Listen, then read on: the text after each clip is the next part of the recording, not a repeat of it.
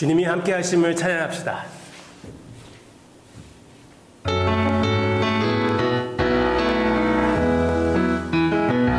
내가 어둠 속에서 헤맬 때에도 주님은 함께 계셔. 내가 시험 당하여 괴로울 때도 주님은 함께 계셔. 기뻐 찬양하네 할렐루야 할렐루야 할렐루야 할렐루야. 우리 모두 찬양 할렐루야 할렐루야. 주님 나와 함께 계시네. 내가 은밀한 곳에서 기도할 때도 주님은 함께 계셔. 내가 아무도 모르게 선한 일 할 때도 주님은 함께 계셔. 기뻐 찬양하네 할렐루야 할렐루야 할렐루야 할렐루야. 우리 모두 찬양 할렐루야 할렐루야. 주님 나와 함께 계시네. 힘이 없고 연약한 사람들에게 주님은 함께 계셔. 세상 모든 형제와 자매들에게 주님은 함께 계셔. 기뻐 찬양하네 할렐루야 할렐루야 할렐루야 할렐루야. 우리 모두 찬양 할렐루야 할렐루야. 주님 나와 함께 계시네. 아멘.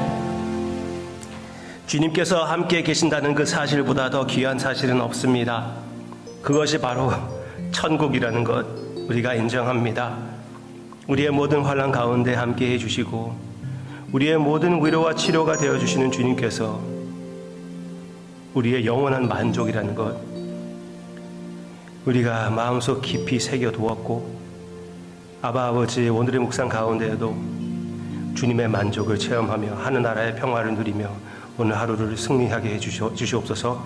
예수님의 이름으로 기도합니다. 아멘. 밥 먹기 전에 손 씻는 게 중요합니까?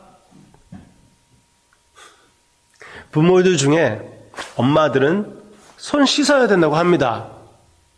아빠들은 주로 그렇게 중요하게 생각하지 않을 수가 있지요. 물론 어떤 아빠들은 엄마들보다 더 깔끔하시기도 하지만 예수님은 어떻게 말씀하실까요? 예수님은 별로 그렇게 중요하지 않다고 얘기하십니다. What? 네. 그런데 그 상황이 좀 달라요. 제가 지금 말씀드리는 것보다. 예수님이 바리새인들과 대화하고 예수님을 대면하며 그들이 반대할 때 예수님의 제자들이 손 씻지 않고 밥을 먹는 것을 보고 더러운 손으로 먹는다고, 영적 더러운 손으로 먹는다고 얘기했습니다. 왜냐면은 유대인들은 밥 먹기 전에 손을 미리 적시는 그런 풍습이 있었거든요. 그것으로 인하여 깨끗한, 그러니까 좀 거룩한 행동이라고 생각을 했습니다. 그랬을 때 예수님께서 그거는 그렇게 중요한 것이 아니라고 했습니다. 바깥으로부터 안으로 들어가는 것이 사람을 더럽히는 것이 아니고 by influence, 바깥으로부터 속을 깨끗하게 할 수 있는 것이 아니라 안으로부터 나오는 것으로 인하여 사람이 더러워진다. 마음이 문제라는 것이에요. 마음을 해결해야 된다는 것. 마음이 깨끗해야 된다는 것. 복음의 관점에서 볼 때는 성령님께서 우리에게 새로운 마음을 주기 전에는 하나님 앞에 제대로 나아가지 못하고 참으로 깨끗한 모습으로 쓸 수가 없죠. 오케이. 근데 그 사이에 예수님을 대적하는 그 장면, 그리고 예수님이 설명하는 장면, 그 사이에 고르반이라는 제도가 나오고 있습니다. 이 상황을 설명하는 고르반의 제도. 오케이. 마가복음 7장 9절 보겠습니다. 또 이르시되 너희가 너의 전통을 지키려고 하나님의 계명을 잘 저버린노다. 모세는 내 부모를 공경하라 하고 또 아버지나 어머니를 모욕하는 자는 죽임을 당하리라 하였거늘 너희는 이르되 사람이 아버지에게나 어머니에게 말하기를 내가 드려 유익하게 할 것이 고르반 곧 하나님께 드림이 되었다고 하기만 하면 그만이라 하고 자기 아버지나 어머니에게 다시 아무것도 하여 드리기를 허락하지 아니하여 너희가 전한 전통으로 하나님의 말씀을 폐하며 또 이 같은 일을 많이 행하느니라. 주님께서 그렇게 말씀하시는 거예요. 고르반을 통하여 하나님의 부모에 대한 그 마음을 저버린다는 것이에요. 부모님을 섬기는 마음, 부모님을 물질적으로 섬겨드리는 그것을 너희들의 물질을 가지고 이것이 고르반이라고 하면 하나님께 바친 것이라고 하면은 부모님을 무시해도 된다는 것. 아니, 무시해야 된다고 얘기한다는 것. 그 제도를 가지고, 그 전통을 가지고 하나님의 계명을 무시한다고, 하나님의 마음을 무시한다고 그렇게 말씀하십니다. 주님께서 이렇게 전통 따위 그렇게 중요하게 생각하지 않습니다. 전통을 가지고 하나님의 마음을 제대로 표현하면 유익이 된다면 물론 도움이 될 수가 있죠. 그렇지만 하나님의 마음과 하나님의 말씀을 반대할 때는 주님께서 그냥 냉정하게 전통을 잘라버립니다. 바로 이런 경우인데요. 오케이, 고르반이라면은 어떻게 되는 것입니까? 나에게 있는 것을 하나님께 바쳤다고 얘기하잖아요. 전 나쁘게 보면은 오케이, 나에게 이만큼 돈이 있는데 이것을 하나님께 바쳤기 때문에 부모님한테는 쓰지 못하고 일단 나는 내 마음대로 쓸 수가 있다. 그렇게 하나님한테 교회에 가지고 갈 때까지, 아니면 내가 죽고 나면은 하나님한테 바칠 거니까 엄마 아빠에게는 이것은 갈 수가 없다. 그렇게 하던가 그렇게 설명을 들어본 적도 있습니다. 아니면은 제일 좋게 생각해 봅시다. 제일 좋게 이만한 돈이 있어요. 근데 부모님이 많이 힘들어요. 그렇지만 하나님한테 바쳤다고 해서 이거를 교회에 주는 거예요. 교회에 주고 부모님을 돌보지 않습니다. 그런 전통이 그렇게 해석한다면은 그게 최선의 해석이잖아요. 그렇죠? 하나님한테 바쳤으니까, 이 물질을 하나님한테 바쳤으니까 엄마 아빠를 돌볼 그런 물질이 없다. 오케이. 하나님이 기뻐하실까요? 그게 주님의 생각입니다. 그게 주님의 관심입니다. 하나님이 기뻐하실까요? 이것이 참 예배입니까? 하나님의 마음을 제대로 표현하는 것입니까? 하나님께서는 부모를 생각하라고 했는데, 부모를 섬기라고 했는데, 하나님 앞에 아무리 큰 물질이라고 해도 그게 별거가 되겠습니까? 부모님을 돌보는 것이 더 중요하지, 성경에서 얘기해주고 있는 것입니다. 하나님의 마음을 제대로 표현하고 하나님의 마음을 기쁘게 하는 행동은 부모님을 공경하는 것이 아니냐. 사도 바울도 가족을 돌보지 못하는 사람은 믿지 않는 사람보다도 못하다. 그렇게 얘기를 했고, 분명히 교회를 그러면 돌보지 못한다. 거기에 합당하지 않다. 그렇게 얘기를 했잖아요. 맞아요. 왜? 이게 하나님의 마음이거든요. Alright. First paycheck. 직장에서 첫 월급을 받았어요. 첫 월급이니까 아주 적어요. 100불이라고 생각해 보세요. 그것을 은행에 갖다 놓고 이제 첫 수표를 쓰려고 합니다. 그래서 그 수표를 쓸 때 나는 예수님을 사랑하기 때문에 하나님에게 바치겠다 하고 100불짜리 수표를 쓰는데 거기에다가 pay to가 있잖아요. 교회 이름을 쓰려고 했어요. 그런데 그 순간 생각나는 것이에요. 우리의 전통을 따를 때는 첫 월급은 부모님한테 주는 것이라. 아니면은 잠옷을 사드리는 것이다. 오케이. 그러면은 그 100불 가지고 교회에 헌금하는 것이 맞습니까? 부모님에게 드리는 것 아니면은 잠옷을 사드리는 게 더 맞습니까? Alright. 저는 예수님의 관심 얘기하고 싶어요. 마음의 상태가 중요하다고 생각합니다. 진짜 그 초이스가 하나님, 부모 둘 중에 하나를 선택한다는 것은 그렇게 생각이 되면은 하나님을 선택하는 것이 맞죠. 왜? 그 순간 부모님을 선택한다면은 부모님이 우상이 되는 것이거든요. 하나님을 선택해야죠. 무엇이 예배인가? 이게 중요한 것이에요. 그런 상황에서는 하나님을 선택하는 그것이 예배이지요. 그러나 내가 잘 생각해 보았더니 하나님의 마음은 어떻습니까?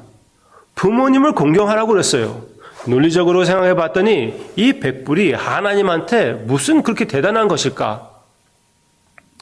하나님이 원하시는 그 마음, 하나님의 마음을 파악했을 때 무엇을 가장 하나님을 기쁘게 하는 그런 행동이고 가장 예배의 모습일까?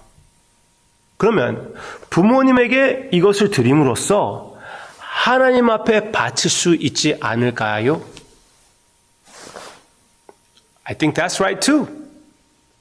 그러니까 그 순간에 나의 거기 그렇게 생각하다가 또 내 속으로 막 이렇게 뒤집혀가지고 이제 막 곤란한 것을 그냥 풀어나가려고 이게 예배라고 핑계를 대면서 부모님한테 드릴 수도 있죠. I know.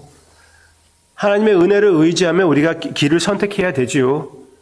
그렇지만 가장 중요한 것은 여러분들이 이해해야 될 것은 가장 중요한 것은 마음입니다.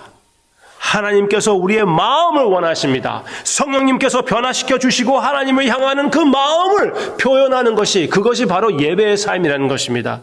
여러분들의 모든 삶이 고르반이 되시기를 바랍니다. 하나님에게 바친 것. 제가 이거를 준비하면서 이 내용을 준비하면서 찾아본 것 중에 고르반 이름을 사용하는 선교단체가 있더라고요. 그런데 고르반을 우리가 생각하면은 항상 이렇게 부정적인 것으로 생각이 돼가지고 왜 선교단체가 고르반의 의미는 하나님에게 바친 것이거든요. 여러분들의 모든 삶이 마음으로부터 하나님 앞에 고르반이 되시기를 바랍니다. 예수님께서 당신의 삶을 골반으로 바친 것처럼 예수님 안에 이미 나의 모든 것, 한 10분의 1이 아니라 나의 모든 것이, 나의 부모를 공경하는 것이, 남을 섬기는 것이, 사랑하는 것이, 용서하는 것이 다 하나님 앞에 고르반이 되시기를 마음으로부터 골반의 삶을, 예배의 삶을 사시기를 주님의 이름으로 축원합니다. 기도하겠습니다.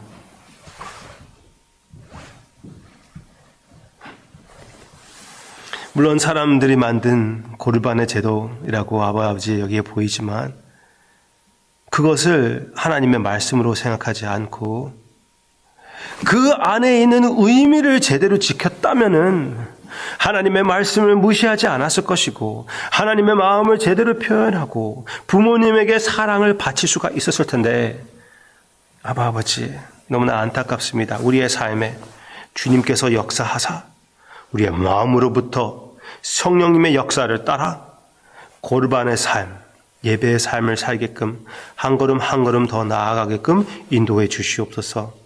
사랑합니다. 이 사랑을 고르반으로서 주님께 모든 것을 맡김으로써 표현하게 해주세요. 예수님의 이름으로 기도합니다. 아멘.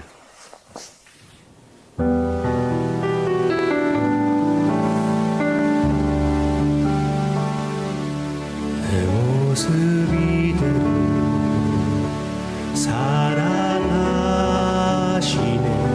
연약함 그대로 사랑하시네. 나의 모든 발걸음 주가 아시나니 날 인도하소서. 내 모습 이대로 사랑하시네.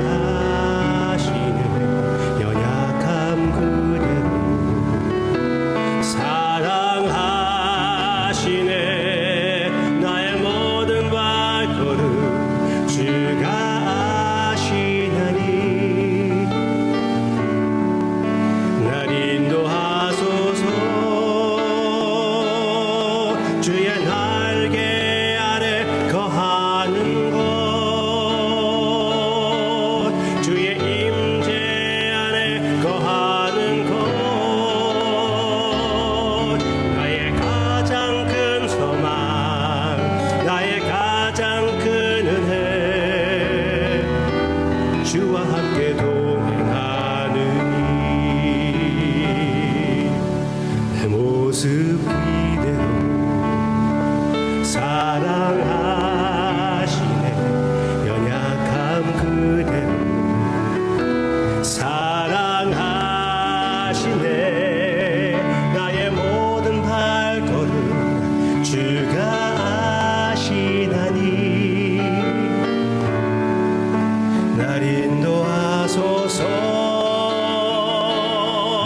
주의 날